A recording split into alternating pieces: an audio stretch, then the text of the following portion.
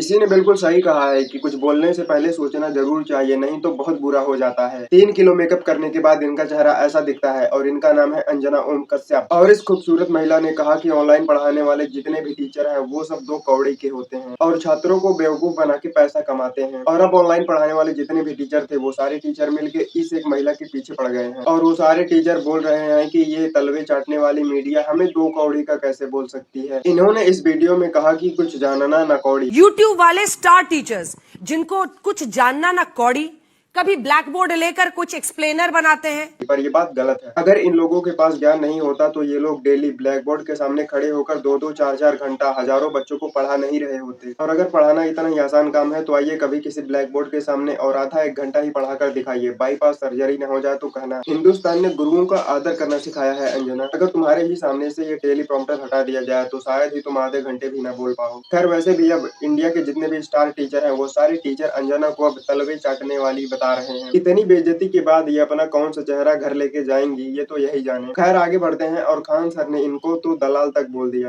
और दलाली की कमाई की खराबी अंजना, तुम नाम नहीं ले सकती हो टीचरों का, घुमा के कह सकती यूट्यूब वाले टीचर बोलो ना तनी नाम लेके। दलाली की कमाई में कॉन्फिडेंस नहीं आएगा यहाँ पे। बाकी अगर तुम भी इनको कुछ बोलना चाहते हो तो कमेंट बॉक्स में बोल सकते हो और जनता ने इनका क्या हल कर दिया है वो भी देख लो। आपका इतना विरोध हो रहा है, कुछ बोलना है? मैडम आपका इतना विरोध हो रहा है, कुछ बोलना है?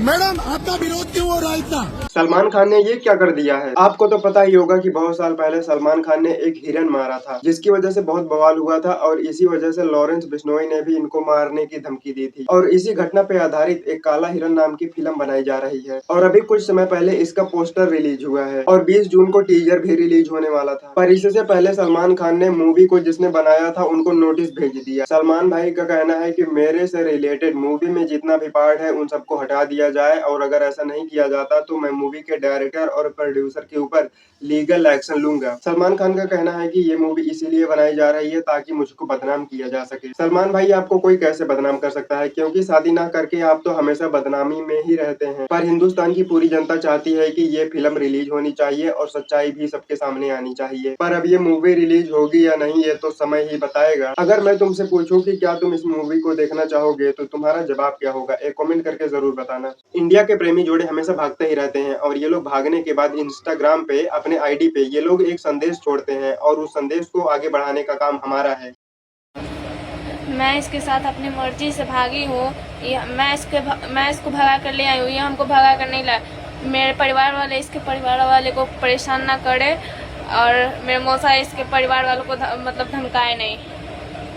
बताओ जमाना कितना बदल गया है, लड़कियां लड़का लेके भाग जा रही हैं। मैंने इस संदेश को आगे बढ़ाकर अपना काम पूरा कर दिया है, अब आपकी बारी। वैसे ये दोनों प्रेमी जोड़े कैसे लग रहे हैं आप एक कमेंट करके जरूर बताना और आप इस वीडियो को शेयर जरूर करना ताकि ये वीडियो इस लड़की के मौसा तक पहुंच जाए और इस लड़की के मौसा लड़के के घर वालों को परेशान ना करें। अपना काम पूरा करिए। आज के समय में गाय एकमात्र ऐसी जानवर है जिसके नाम पे कुछ लोगों को वोट मिल रहा है, पर आज वहीं जब बहुत सारे मुसलमान गाय को राष्ट्र पशु घोषित करने की मांग कर रहे हैं तो ऐसे बहुत सारे नेता हैं जिनके कानों में गरम तेल डाला हुआ है। पहले हमने ये जो मुहिम चलाई इसलिए चलाई है कि हमारे जो ये भाई लोग हैं यानी कि हिंदू भाई हैं, हमें उनकी आस्था का सम्मान करते हैं। मुसलमानों को गाय के नाम पर वैसे ही मारा कूटा जाता है। जब चुनाव आता है तो गाय इन लोगों की माता हो जाती है। पूरा देश चाहता है कि ये लोग जो बोल रहे हैं ऐसा काम कर दिया जाए, पर सरकार ही पता नहीं क्या कर रही है। इंडिया भी उन्हीं देशों में आता है जो बीफ को बहुत ही भारी मात्रा में एक्सपोर्ट करता है, पर जब चुनाव आता है तो तुमने ऐसा बहुत बारी सुना होगा कि फला मंदिर में मांस फेंका गया। तुम्हें क्या लगता है कि ऐसा सच में होता है कि एक समुदाय का वोट पाने के लिए लोग ऐसा सच में करवाते हैं? और आजकल के बहुत सारे गौशालाओं की तुम हालत देखो, ऐसा लगता है कि गाय अगर रोड पे रहे तो उसके लिए बहुत अच्छा है। इन गौशालाओं की हालत ऐसी है कि अगर इसको गौशाला ना कहा जाए तो ही बेहतर है। वैसे तुम्हें क्या लगता है कि ये लोग जो बोल रहे हैं ऐसा काम इंडिया में होना चाहिए कि नहीं, एक कमेंट करके जरूर बताना। उड़ीसा के इस फार्मर ने कमाल कर दिया है। इंडिया में आम कितने रुपए किलो मिलता है? 50, 100, 150 रुपए किलो मिलता होगा, पर इस किसान ने 3 लाख रुपए पर केजी वाला मैंगो उगा दिया है। आम इतने ज्यादा महंगे भी होते हैं, आज पहली बार देख रहा हूँ और सुन रहा हूँ। और ये आम उगाने के बाद इनका पूरा दिमाग खराब हो गया है क्योंकि क्योंकि ये आम कब चोरी हो जाए कोई नहीं जानता। इसीलिए अब इस आदमी को अपने आमों की सुरक्षा खुद करनी पड़ती है। इनका नाम है देवा पतयामी और इन्होंने दुनिया के सबसे महंगी आमों में से एक मियाजाकी आम को उगाकर दिखाया है। ये कोई आम मैंगो नहीं है, जापानीज मैंगो है और इंटरनेशनल मार्केट में इसकी कीमत 3 लाख रुपए पर केजी है। ये मैंगो ज्यादातर जापान में ही उगाए जाते हैं और देखने में थोड़े लाल टाइप के होते हैं और खाने में बहुत ही मीठे होते हैं। पर सबसे बड़ी समस्या ये है कि इन्होंने ये आम उगा तो लिया है पर इंडिया में इतना महंगा आम खरीदेगा कौन, और इस आम को इंटरनेशनल मार्केट में बेचना और भी झंझट का काम है। इसकी पैकेजिंग, मार्केटिंग और विदेशी व्यापारियों का होना जो इस आम को खरीद सके, जो कि अभी फिलहाल इनके पास कुछ भी नहीं है। भाई देखो, इस आदमी ने कमाल तो कर दिया है, पर अगर अब इस आम को खरीदने वाले मिल जाएं तो ये रातों रात करोड़पति बन जाएगा। वैसे तुम्हें क्या लगता है कि इंडिया में कोई इस आम को खरीद पाएगा? एक कमेंट करके जरूर बताना।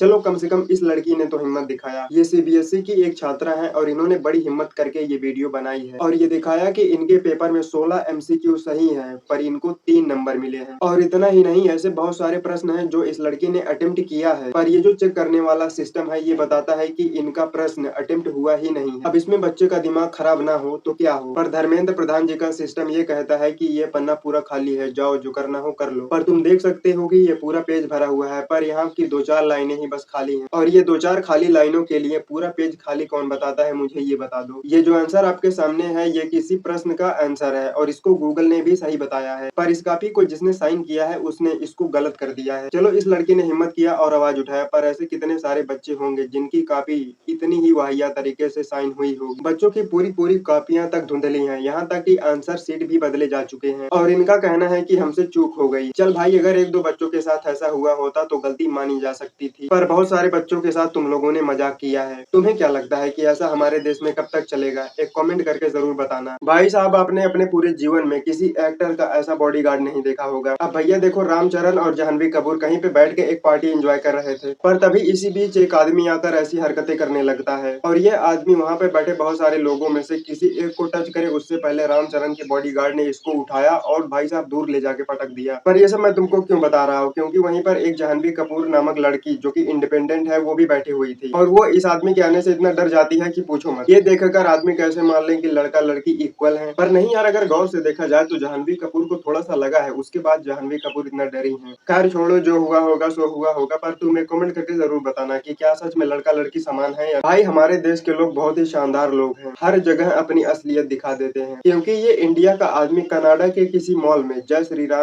राम चिल्ला रहा है।